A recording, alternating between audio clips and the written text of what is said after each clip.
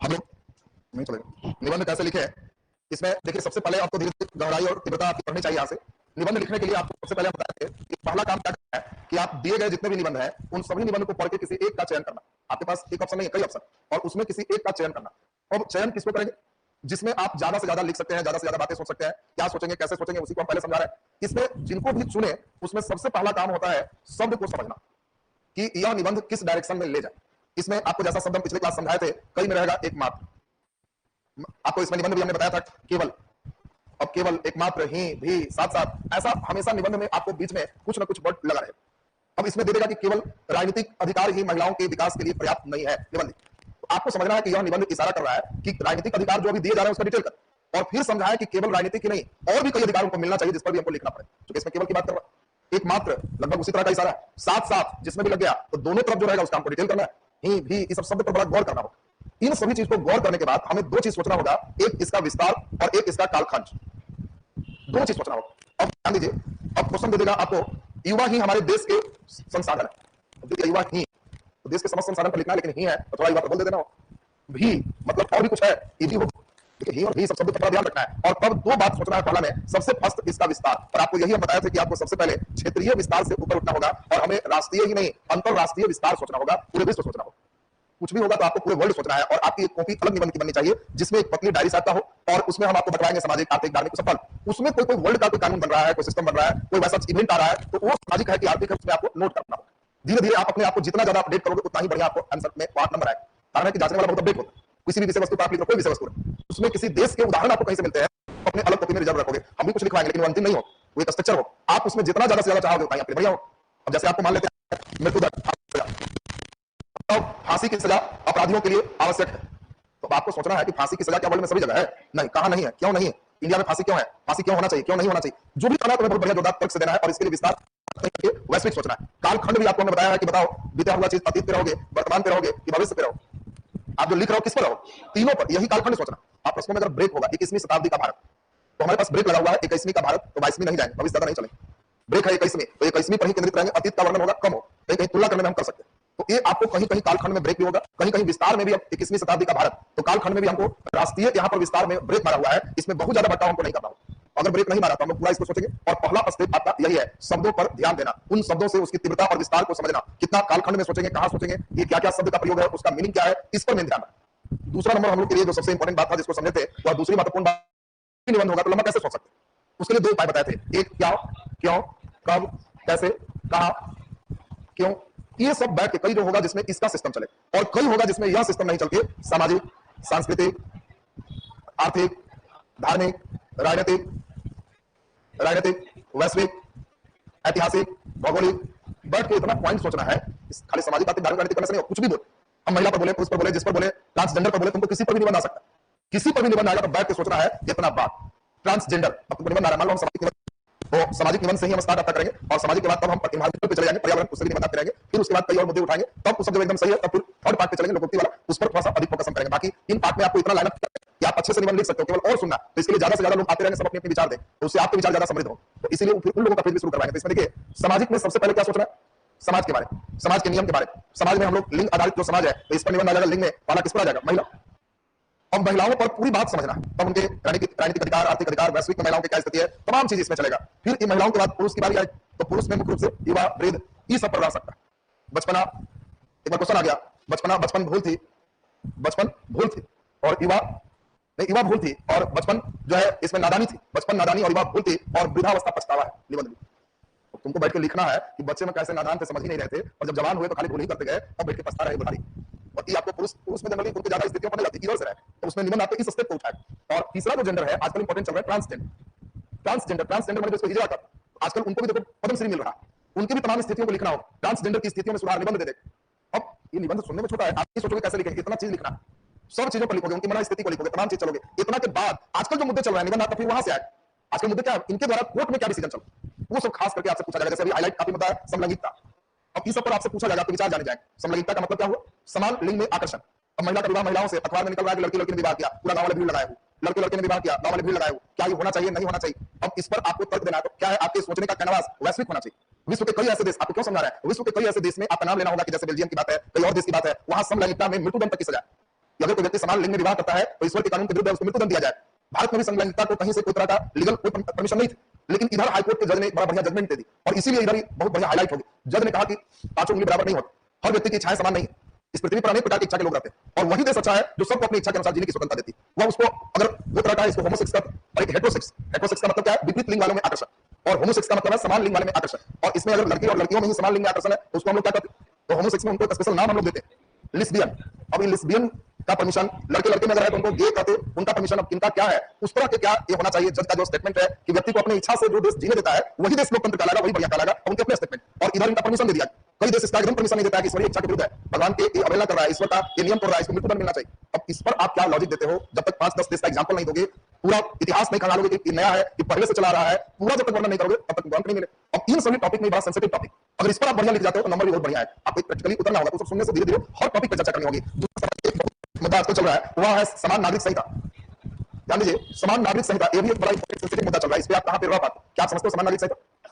एक देश में एक कानून सभी के लिए, संहिता माने कानून होता है, और हर नागरिक के लिए एक कानून होना चाहिए, और इसी को समान नागरिक संहिता कह रहा है। तो आपको लग रहा होगा कि भाई हमारे देश में तो सबका एक कानून है, अपराध के लिए, समाज के लिए नहीं है।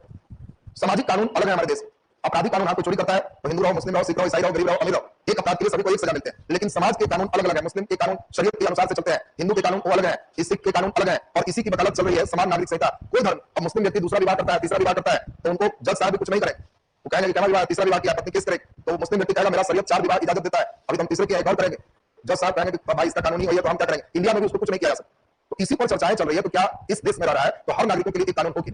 अब उसी में मुस्लिम पक्ष का कहना है कि अपराध के लिए तो एक कानून नहीं, हमारा समाज ही अलग है, कल्चर ही अलग है, हमारे कानून ही अलग है, इसमें तो बस अच्छा क्यों सोच कि तुम्हारा राइट से नहीं, हम कैसे जिएंगे, क्या करेंगे, मेरा समाज का मामला है। सरकार का क्या मुद्दा है कि तुम देश में रह रहे हो, तुम्हारे देश का मामला है, देश से ऊपर नहीं। अभी बड़ा इसमें चल रहा है बात, इसमें आप किधर रहते हो फिर निबंध है।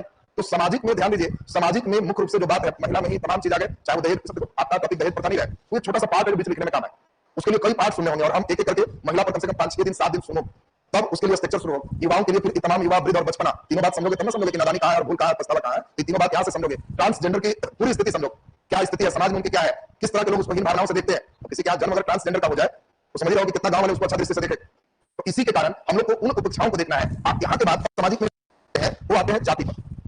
जो भी पिछड़े जाति हैं, दलित वर्ग है, उनके उत्थान से आप निबंध रहे हैं, आप उनके उत्थान के लिए क्या सोच रहे हैं? अब इसी में आपके जाति उत्थान के लिए आरक्षण शब्द एक सामाजिक नियम हो, तो सब इसके पार्ट में छिपा हो। इसी में जाति से आजकल जो बड़ा ज्वलंत मुद्दा चल रहा है, आपने देखा कोर्ट वर्सेस सरकार एकदम आमने सामने, वो है जातिगत जनगणना। अब इसमें आपसे पूछ देगा कि बिहार की जातिगत जनगणना बस हेडिंग हो, अब उसमें क्यों कोर्ट रोक लगाया, बिहार सरकार क्यों चाह रही है, क्या कोर्ट का राइट है कि जातिगत जनगणना रोक दें? तो आपको तमाम चीज पर चर्चा करना होगा कि हमारा जो देश है वह संघात्मक है, और संघात्मक देश की सबसे बड़ी विशेषता होती है विषयों का विभाजन। केंद्र और राज्यों के बीच विषयों का विभाजन। राज्य के विषय में ही राज्य सरकार अपने कानून बना सकते हैं, केंद्र के विषय में ही केंद्र सरकार कानून बना सकते हैं। कुछ विषय दोनों सूची में होते हैं, समवर्ती सूची, जिसमें दोनों कानून बनाएंगे, टकराव की स्थिति में केंद्र का कानून मान्य होगा। ये जनगणना जो हमारा विषय है, यह विषय केंद्र के विषय, और जो केंद्रीय सूची में विषय होते हैं राज्य सरकार उसमें कोई हस्तक्षेप नहीं कर सकती है। और अगर कोई राज्य के द्वारा केंद्र की सूची में हस्तक्षेप किया जाता है तो उसी के कारण रोक का सबसे बड़ा कारण है। देखिए कोर्ट क्यों रोक लगाया, भाई बिहार सरकार तो लगभग काम करती, कोर्ट क्यों रोक लगा? कोर्ट में जो अपील कर रहा है उनका कहना है कि जनगणना एक केंद्रीय सूची का विषय, तो ये तभी हो सकता है जब केंद्र सरकार इसको परमिशन दे। राज्य सरकार अपने से फंड ग्राउंड करके अकारी की गिनती करो, तुम्हारा विषय ही नहीं, कैसे गिनती करना? राज्य सरकार करिए कि हम प्रधानमंत्री से पूछ रहे थे, वहां का कोर्ट करा की चिट्ठी बोले थे तो कानून वाला नहीं चलेगा, लिखित बताइए, वो है तो चलेगा। अब इसी के कारण वो होल्ड पर है। अब इसमें जान करके क्वेश्चन टाइप करें, क्या जातिगत जनगणना जातीय विद्वेष को बढ़ावा देगी? निबंध वो जान के एक ऐसा टेस्टिंग करेगा ना कि कहां भागता है, किधर की ओर जाता है। अब इसीलिए आपको यहाँ पे सामाजिक पहलू से एक आराम है कि 3 निबंध में एक क्वेश्चन निश्चित पड़े। 1 महीना लगेगा आपको सामाजिक कंप्लीट करने। तो पूरा निबंध हम नहीं समझते कि पूरा कंप्लीट सुनना तो लिखा जाए, सामाजिक, पर्यावरणीय और बस अवस्थित 3 सेक्शन अगर तुम कंप्लीट रखे हो एकदम बिल्कुल आराम से 3 लिख के चले आओ। तो इसीलिए तो सामाजिक में ऐसा कोई वर्ष नहीं होगा कि बिना सामाजिक के कोई चलेगा, एक दिन ही देना और वर्ष दे। तो इसलिए इसके सभी मुद्दा, लेकिन एक मुद्दा जहां छिड़ा उसको पूरा गहराई से पढ़ना, उसमें फिर इधर उधर मारेगा तो गड़बड़ हो जाएगा। तो इसीलिए हम अपने स्तर से सामाजिक, पर्यावरणीय और मुहावरा हम पाएं, बाकी सभी टीचर के लिए अलग अलग कर लेंगे, वो लोग भी पूरे पढ़ा देंगे, तो पूरे होगा क्लास, लेकिन 3 भी होता है कंप्लीट हो जाए। तो इसमें आज के क्लास में हम लोग इन पूरे बात को अभी नोट लिखे कैसे, पहले तो उसके चल रहा है, लास्ट यहाँ चलेंगे। दूसरा नंबर स्टेप हो गया। तीसरा सबसे बड़ी बात आपको क्या बताया था? भूमिका। भूमिका में आपको हमने बताया था कि भूमिका कितने पैराग्राफ में लिखना है। तो भूमिका 1 से अधिक कितना, 2 कितने परसेंट, 10% से अधिक नहीं हो, लगभग आपको 70 लाइन में भूमिका कर देना। भूमिका किस क्या क्वेश्चन जो दिया उसी का एनालाइज करना है? नहीं, आप भूमिका के लिए कहानी से लिख सकते हो, कविता से लिख सकते हो, एक नए विचार से लिख सकते हो, तो नए खोज से लिख सकते हो। भूमिका को बिल्कुल एक इंटरेस्टेड बनाना है। अब आपको लिख दे दादी और पोती, दादी और पोती निबंध लिखो, अभी नहीं किसे दादी कहते इसे पोती कहते, आप दादी और पोती निबंध शुरू हो जाए एकदम। कोई कहानी मन में सोच, मन में कुछ भी कहानी सोच ले, उसके लिए हिंदू पात्र भी हो सकते हैं, मुस्लिम पात्र भी हो सकते हैं, तुम्हारी इच्छा। अब तुमको दादी और पोती जैसे लिखाया तो आप बस एक कहानी शुरू हो। अब इसमें कहना है कि गुंजा मां 6 साल की छोटी बच्ची थी और बहुत ही गरीब थी। वह मेला घूमने के लिए उसे कुछ पैसे मिले, याद है ना उधर वाला चिंता लेने वाला, एक कहानी जो आप सुने थे, तो एक उस कहानी को यहाँ पे आप जोड़ दिए, फिर दूसरी कहानी भी आप कर सकते हैं जिसमें कोई भी कहानी को आप उसमें लिंक दे सकते हैं कि नहीं इसमें कहां पे हम क्या जोड़े। अब इसमें ध्यान दीजिए, अब इस कहानी से आप जो शुरू होंगे ना उसमें एक इंटरेस्ट बनना चाहिए, और तब उस कहानी को जैसे ही होगा लास्ट एक पैराग्राफ में वहां लिखना है कि दादी पोती के इस संबंध से मैं जब भी इसे सुनता हूं तो आत्मविभोर हो जाता हूं, और फिर उस कहानी का एक रूप दो, दादी क्या है फिर पोती क्या, फिर विस्तार चलो, फिर निष्कर्ष का लाइन चले, किसी भी टॉपिक पे आप यहां तक सोचो ना, खाली हम कहें मैं पर निबंध लिख, खाली मैं निबंध लिख, तो मैं मैंने क्या समझ अकेले, मैं मैंने कुछ भी महाभारत का याद करो, मैं समय हूं, महाभारत में चलता था ना कि मैं काल हूं, मैं समय हूं, चक्र हूं, तो तुम कुछ भी मैं मैंने अकेले चले तो अकेले भी पूरा चल सकते हो, अकेले में भी पूरा वैश्विक सोचो। विकसित देशों में जितना किसी एक व्यक्ति का मैं का जितना महत्व होता है, भारत में उतना महत्व मैं का नहीं होकर हम का वैश्विक चल रहा है, इन्हें कि मैं बोले तो बैठे तुम बिहार में बैठे बातें मारे। अब बताओ इंग्लैंड में, अमेरिका में, वहां बुरा व्यक्ति है वो मैं है, अकेले हम है, साथ है। यहाँ पे जो भी बात होती है कोई व्यक्ति बोलता है तो मैं नहीं, हम ज्यादा बोलता है, भले वो अकेले ही कर, लेकिन यहाँ हम मन होता है सब, मैं मन होता है अकेले। मैं से दूसरा सेंस भी है घमंड का, अहम का, पॉजिटिव, मैं नेगेटिव, मैं का मतलब समय हूं तो समय चल देना है, मैं समय हूं, किसी का भविष्य निर्धारित करता हूं। कोई व्यक्ति हमारे द्वारा ही निर्धारित होगा कि क्या करेगा, उसी पर एक पैराग्राफ चले। मैं से दूसरा चीज भी लिया, मैं नदी हूं, लोगों की गंदगियों को साफ करके चलता हूं, नदी पर चल दिया तो नदी हो गया, मैं पर्वत हूं, लोगों को सामने देखना सीखा, मैं का मतलब तुमको लिखना ही है तो मैं तो कुछ भी बन जाए, और जो बन जाएगा तो बस उस पर चल दिए। अब कई लोग ये परेशान है कि मैं पर क्या लिखे इसे, अरे मैं पर तो जब लिखाने लगेगा तो कहेगा कि जी बस कीजिए, अभी तो मैं सूरज हूं, मैं चांद हूं, सब बाकी रहा, और कोई भी व्यक्ति बस कोई भी कुछ बोलेगा कि मैं ये हूं और उनका अपना ड्यूटी हो जाए। तो अब ध्यान दीजिए, भूमिका के बाद बीच के पार्ट आपको लिखाए थे, सबसे इंपॉर्टेंट पार्ट है निष्कर्ष, जांचने वाला अंतिम आते आते ये एकदम सोच लेता है कि नंबर कितना दे, तो डिसीजन यही करता है कितना देना, इसीलिए निष्कर्ष एक रोचक होना चाहिए। निष्कर्ष में कहना क्या है, तो कई ऐसे निबंध होते हैं जिसमें निष्कर्ष सलाहकारी होना चाहिए। सलाहकारी का मतलब है जैसे आरक्षण पे, महिलाओं की स्थिति पे, दहेज पे, तो आप एक सलाह दीजिए निष्कर्ष में, फाइनली आप बीच में तो सब वर्णन करिए, निष्कर्ष में आप सलाह दीजिए कि कैसा क्या हम कहना चाहते हैं, अभी नहीं कि आरक्षण हो नहीं हो सब कर दिए, और अंतिम कहना क्या चाह रहे हैं कहीं नहीं। बताओ महिलाओं को हम कहें कि दहेज नहीं होना चाहिए, तो निष्कर्ष में कुछ बताओ ना कि दहेज नहीं हो रहा है तो आखिर कैसे क्या होना चाहिए। ऐसी महिला का पूरा पिता क्या जन्म सीधे चला गया, वहां का हिस्सा काट, केवल लड़की नहीं, वहां लड़का में जन्म होता तब सीधे हिस्सा लग जाता उसको, अब केवल लड़की में जन्म होने से हिस्सा गायब हो गया, तो आपको इस पर पॉजिटिव चीज देना हो कि दहेज के स्वरूप क्या होना चाहिए, कैसे हो। आप उसमें निष्कर्ष में कह सकते हो कि भाई अगर लड़के में ही जन्म होता उनका हिस्सा तो मिलता, तो उन दहेज के लिए रुपए पैसे नहीं हो, उनके जो जमीन हो उसी में लड़के की भी हिस्सेदारी हो। कोई जरूरी नहीं कि लड़की वहां खेती करने जाएगी, उनके 2 बीघे जमीन हो रहा है तो गांव में जैसे खेती में लोग लगाते हैं कि 8,000 रुपए में 1 बीघा, तो 2 बीघे जमीन का 16,000 रुपया उन्हीं के घर में भाई करे, कोई बात नहीं 16,000 पहुंचाया, जब तक उस लड़की के नाम से वो जमीन रहेगा तब तक मजाल नहीं कि कोई उसको उत्पीड़न करे, शोषण करे, वो जमीन हस्तांतरित हो। ये नहीं उसको लिख दिया जाएगा तो फिर लिखवा करके खत्म कर दे, वो ऐसा है तो बिकेगा नहीं, वो एक सिस्टम है, और जब तक एकदम ठीक ठाक रहोगे वो हर साल पहुंचते रहे, और जब भी पहुंचने वाला आशा रखता है तो अगला लोग एकदम जैसी टाइम आता है तो लगता है कि टाइम आ गया कुछ आएगा वहां से, तो कितना है मकान बना हुआ जमीन नहीं है, उसमें 12 रूम है, 2 भाई 1 बहन है, 3 रूम का जो रेंट बनता है पहुंचाइए, वो लिखाएगा नहीं लेकिन उसको पहुंचाना, और भी कई तरह का तुमको निदान बताएंगे। तो ये सब निदान जब लिखोगे तो उद्देश्य होगा उनके शोषण में कमी, दहेज के नाम पर मारे नहीं, उनको भी एक अधिकार रहे, उनको भी जहां जा रहे हैं लोग समझे, तो ये वाला पार्ट जो लिखेगा ना सलाहकारी, कई जगह जहां सलाहकारी नहीं हो सकता तो वहां निबंध मुस्कुराते हुए कविता से विलास हो सकता है।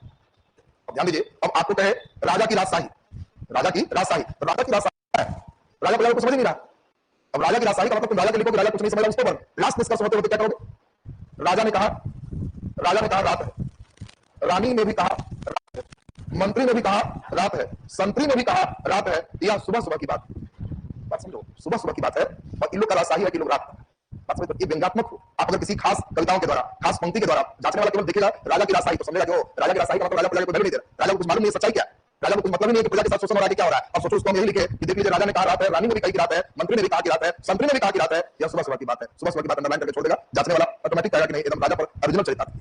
अब राजा के राजशाही में आप बीच में भी क्या कविता दे सकते, राजतंत्र और लोकतंत्र में अंतर, अब सब में चलेगा। अब देखो राजतंत्र में क्या, जिसके राज में रहिए उसके जैसा कहिए, देखो राजतंत्र वही है, उसमें दिमाग नहीं लगाना, जिसके राज में रहिए उसके जैसा कहिए, और सियार बाघ के मार के ले जाए तो बाह बाह करिए, वो में दिमाग लगाया सियार बाघ मार दिया बड़ा इसको कोड़ा गया बेचारा, बहुत बाह हुजूरी आपके राज में कुछ भी हो सकता है, गुड इसको प्रमोशन दे दो बहुत अच्छा। ये राजतंत्र है, राजा अपनी शिकायत नहीं सुन सकता। किसी व्यक्ति की अंतिम कमजोरी क्या है, अंतिम कमजोरी है अपनी प्रशंसा सुनना, राजा वगैरह में भी वही है ना उसकी अंतिम कमजोरी। तो अब आपको ये सब जो निष्कर्ष देख रहे हो कविता पाठ से सलाहकारी और भी 2-4 पॉइंट्स दिखा रहे हैं, उस पर निष्कर्ष देते हो तो बहुत बढ़िया है। अब ये सब अगर तुम नहीं कर रहे तो पढ़ने वाला 6 पन्ना उलटते उलटते पका हुआ और वैसा ही पकाऊ नंबर देकर बैठा दे, तो इसीलिए आपको इसमें थोड़ी एक्टिविटी करनी है। तो पहले ये लिख लेना है, और तब कल से सामाजिक में हम लोग शुरू कहां से करेंगे, महिला सेक्शन से शुरुआत हो जाएगी, महिला फर्स्ट। चलिए नीचे निबंध कैसे लिखें, नीचे लिख दीजिए, चरण 1 लिखे, निबंध के विषय वस्तु में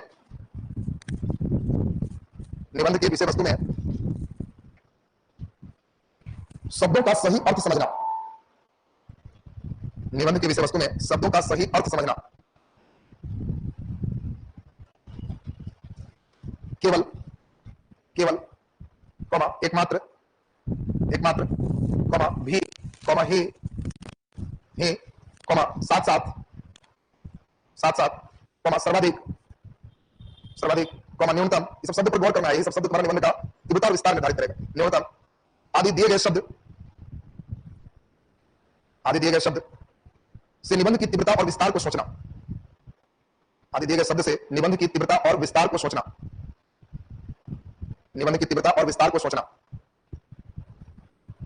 तीव्रता और विस्तार को सोचना। क्या पहला चरण क्लियर हुआ सबका? पहला चरण कहता है जो भी निबंध दिया है उसमें सभी शब्दों को बढ़िया से समझो, क्योंकि शब्द नहीं समझोगे तो तुम चल दोगे किधर कह रहा है क्या पता ही नहीं चले। इन शब्दों में सर्वाधिक हो सकता है, न्यूनतम हो सकता है, साथ साथ हो सकता है, ही हो सकता है, भी हो सकता है, केवल हो सकता है, एकमात्र हो सकता है, कई शब्द है। इन शब्दों से सोचना कि किधर हमको जाना और उससे तीव्रता और विस्तार, कितना विस्तार दें और किस बात पर कितना ज्यादा लिखे। तीव्रता विस्तार कैसा सोचना है? क्षेत्रीय की, राष्ट्रीय की, अंतरराष्ट्रीय, अंतरराष्ट्रीय। कालखंड कैसा होना चाहिए? अतीत की, भविष्य की, भूत, सभी तीनों काल उसी में लिख दीजिएगा, उसी में लिख दें, उसी में पहला चरण में कंटिन्यू करना। लिखिए निबंध लेखन का विस्तार,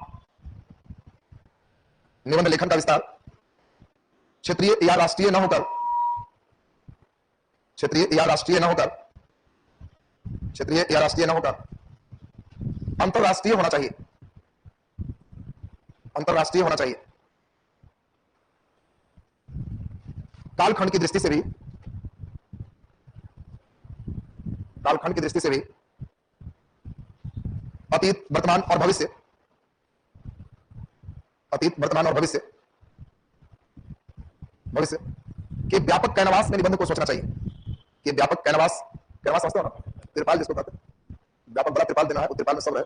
व्यापक कैनवास, व्यापक कैनवास में सोचना चाहिए या लिखना चाहिए। तो पहला नंबर तो आपको हमने बताया कि मुख्य बात समझ देखो, यही चीज, सब ब्रेक है। अभी लिख रहा हूं, बाद में इसी को पढ़ के हंसी आएगी कितना छोटी बात लिखते थे, अभी तुम्हारा बाल्यावस्था ना, इसलिए वैसा की चल।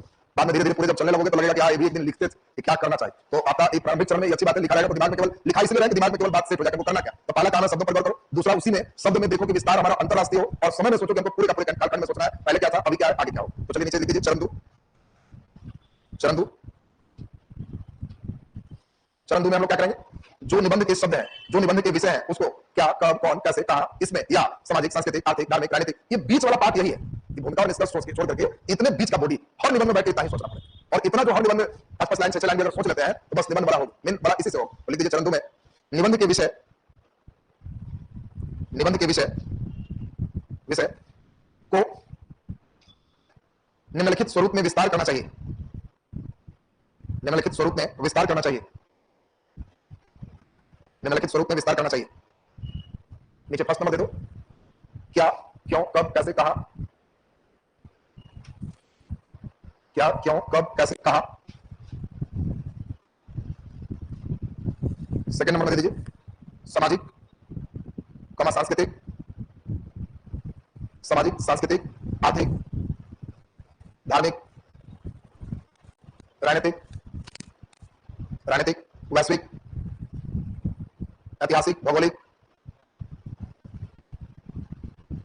ऐतिहासिक, भौगोलिक। अब ध्यान दीजिए रैंडमली दूसरा चरण में इतनी पार्ट में सोचना है, मतलब निबंध का जो विषय होगा उसमें देखना कि ऊपर वाला ठीक रहेगा कि नीचे। अगर लगेगा कि इसमें हमको सोचना है तो कितना पॉइंट्स का सोचना है, हमको पैराग्राफ बनाना।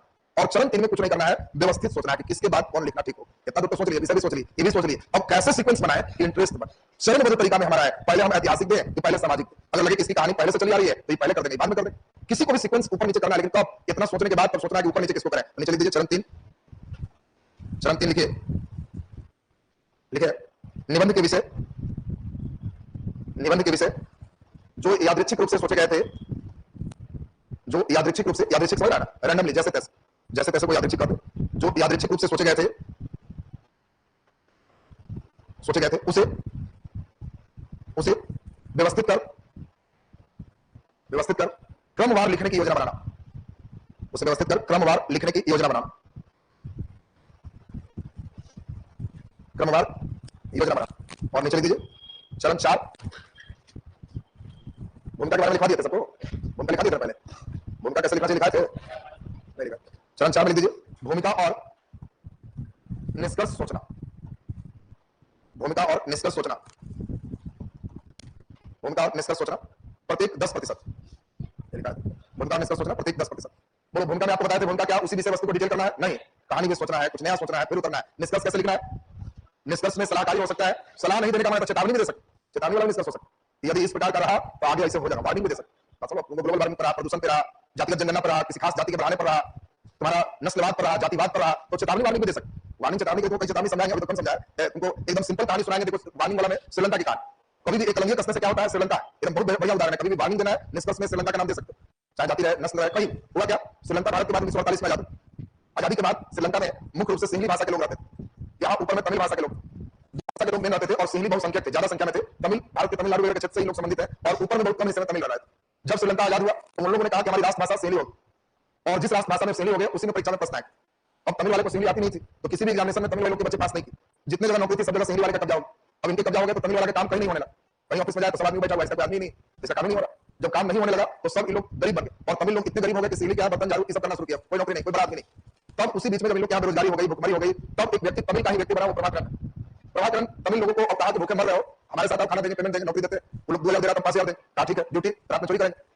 हमारे ग्रुप में जो भी शामिल होगा रात में लोग चोरी करेंगे। क्यों? ये लोग सिंहली वाला खूब कमाया, ये लोग घर में चलेंगे, लेंगे, ऐसे कोई पैसा आएगा नहीं। ये लोग ग्रुप गैंग बना के चोरी शुरू की, धीरे धीरे पैसा आया तो हथियार कर, धीरे धीरे चोरी में महिलाएं कहीं हम लोग बेचो जाते हैं, सब पेमेंट महिलाएं भी कहीं भी जाए, महिलाओं को भी हथियार का ट्रेनिंग दी। अब ये लोग ट्रेनिंग कैंप खोल करके 5 साल 6 साल के बच्चे को बंदूक पैटर्न सब चलाना सिखा दी, इतना बढ़िया सिखा दिया कि धीरे धीरे पुलिस भी खबरें पे आ गई तो सारे लोग मोर्चा लेकर पुलिस से भाग गए। इंडिया में पता चला था ना गोली चलाता, अब गोली चलाने तो पुलिस बैक को जाए नहीं, धीरे धीरे लोग इतना मन बढ़ा कि थाना हमला करने लगे, थाना के हथियार चल ली। जो हथियार पुलिस के पास है सेम हथियार इधर है, महिला पुरुष वाले बच्चे फर्स्ट क्लास राइफल चलाते, निशाना 1 नंबर। धीरे धीरे लोग का इतना मन बढ़ा, बॉर्डर पर हमला कर दी और बॉर्डर पर हमला किया तो बॉर्डर पर सिपाही को हरा के तो टैंक की सब लेते चले आए, हथियार छोड़ दिए, तो टैंक गोला बारूद सब आ। अब इन लोग के हाथ तमिल वाले के पास टैंक है, तोप है, सब आ। अब ऐसे हो गया कि श्रीलंका की सेना टैंक लेके आ रही, इन लोग टैंक से दाग। अब इतना हाई टेक्नोलॉजी हो गया कि अब तमिल वाले लोग को उपेक्षित करने से ये लोग ऐसा बन गए कि अब श्रीलंका की सेना के लिए समस्या हो। तब श्रीलंका की सरकार भारत सरकार से अनुरोध की कुछ मदद की, फोर्स भेज। तमिल वाले लोग कहे कि भाई हम तुम्हारे अपने हैं, फोर्स नहीं भेज, हम इन लोगों को सही कर देंगे, हमको एकदम उपेक्षित किया, हमको एकदम नहीं पूछा, थोड़ा और इलाज करने। लेकिन राजीव गांधी प्रधानमंत्री थे, पूरा फोर्स भेजे कि हमारा दोस्त है, साथी है, और उनके फोर्स से मदद लेकर प्रभाकरन को मार दिया गया, मारा गया। प्रभाकरन जब मरा तो तमिल वाले लोगों का पहला लक्ष्य हुआ कि हमको नष्ट करने वाला राजीव गांधी है, आओ खाली दक्षिण भारत समझा देते हैं। और राजीव गांधी दक्षिण भारत गए तो तमिल के लोग कहे कि हम मरे तो मरे लेकिन तुमको भी मारेंगे, महिलाएं अपने शरीर में बम बांध कर उड़ा। ये प्रभाकरन एक व्यक्ति नहीं है, ऐसा न जाने कितने प्रभाकरन उत्पन्न हो जाएंगे यदि किसी दूसरे का शोषण आप अपने ताकत के बल पे करें। ये कहानी वास्तव में तुमको ऐसे कई कहानियां सुनाए और उन कहानियों से आपको समझ में आएगा। अगर कोई ध्यान दो, सिंहली वाले संख्या बहुत ज्यादा है, पूरा अपना पावर खींचे, इसको एकदम नेगलेक्ट किए, अब कोई जाति समझे कि हम सबसे ज्यादा है, बहुमत में आ जाएंगे, मेरा सरकार होगा, बाकी जाति का नहीं पूछेंगे। श्रीलंका को याद करना हो, कोई धर्म वाले सोचे कि हम हिंदू हैं, मेरा सरकार होगा, बाकी को नहीं पूछेंगे। श्रीलंका को याद करना होगा, वहां तो प्रभाकरन उत्पन्न हो जाएगा, होगा तो परिस्थिति उसी तरह की होगी सबको लेके। इसीलिए तुम देखता होगा सत्ता की साझेदारी, सरकार कोई भी बने तो मंत्री में हर जात का एक कोटा बना के रखती है, ये जात से कोई नहीं बना, इसको भेज दीजिए, ये जात से क्यों? ताकि वो जात के लोग कहीं भी काम नहीं हो रहा था मंत्री जी के दर कि आप ये वो जाता है तो कुछ उपाय कीजिए, उसका काम हो जाए, नहीं तो व्यक्ति श्रीलंका बना दे, वो जाति फिर उपेक्षित हो। और इसमें कई जो उदाहरण ऐसा देंगे, ये सब सुनना है और तब धीरे धीरे ये सब निष्कर्ष में वार्निंग वाला में जाएगा कि भाई देखिए ऐसा नहीं कीजिएगा तो श्रीलंका में जो स्थिति हुई, जितने लिखना काफी है, जैसे वाला सब समझ लेगा कि बड़ा हाई रेंज का चेतावनी दे रहा है, सॉरी वार्निंग श्रीलंका को साधारण चेतावनी है, बहुत हाई रेंज की चेतावनी हो गई। अब यहाँ से हम लोग का ये निष्कर्ष के बाद अब तो निष्कर्ष विषय वस्तु से सोचेंगे, हम लोग को आज यहाँ हेडिंग देना है सामाजिक निबंध। 4 चरण आपके हो गए, नीचे हेडिंग दे दीजिए सामाजिक निबंध, सामाजिक निबंध।